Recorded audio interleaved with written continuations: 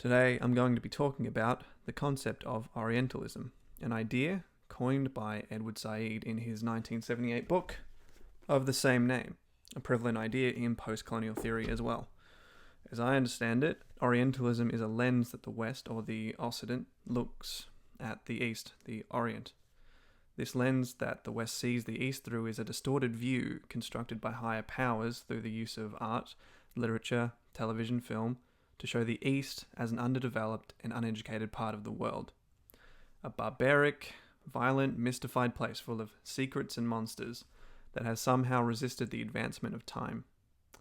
I think Said said it a bit better when he said, Orientalism can be discussed and analysed as the corporate institutions for dealing with the Orient, dealing with the making of statements about it, or authorizing views of it, describing it, teaching it, settling it, ruling over it. In short, Orientalism is a Western style of dominating, restructuring, and having authority over the Orient.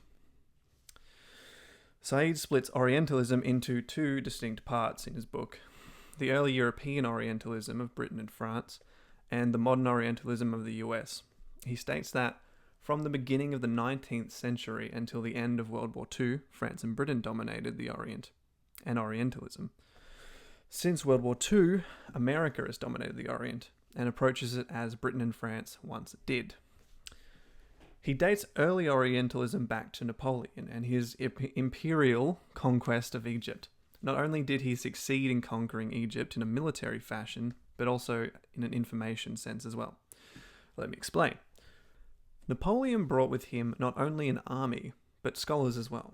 Scholars whose jobs were to record Egypt from a European view for other Europeans to view, and not for the Egyptians in any way. This information that the French recorded on Egypt rippled throughout Europe and cemented those distorted depictions of the East into the minds of the Western people for many years to come, very rarely changing over time and seeming to pull from a repertoire of images and ideas about the Orient. The modern or US style of Orientalism is more indirect. The Americans never had colonies in the East, so their depictions of Orientals were even more hazy than the British and French ones. The US takes advantage of this distance and lack of knowledge of the East that the average citizen has and plays up the violence and terrorism that happens in the Middle East in the media, even sometimes going to the lengths of inventing news to fuel their agenda and further identify the Middle East as an other.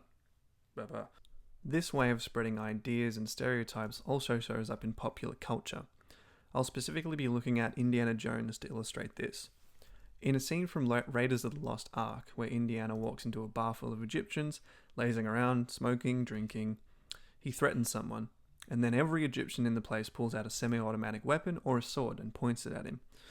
This implies that majority of the Egyptian men always have weapons on hand. But despite the fact that they're depicted as ruthless killers in the film, they're also shown to be easily controlled and dispatched in large numbers by the Western characters throughout.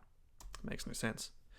These ideas are reinforced by some of the lines that the main Western characters utter throughout the movie, like, "These Arabs don't care if we kill each other, they won't interfere with our business, you can't do this to me, I'm an American," and, "With the right connections, even this part of the world, we are not entirely uncivilized."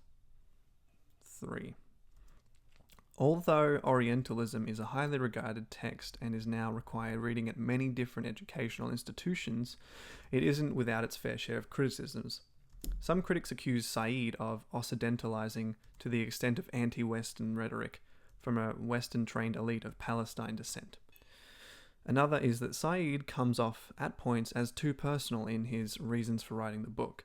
His genuine offense at the way that Arabs and Muslims are objectified in such a reductionist way, and certain passages are more easily read as political and polemical rather than as scholarly and academic.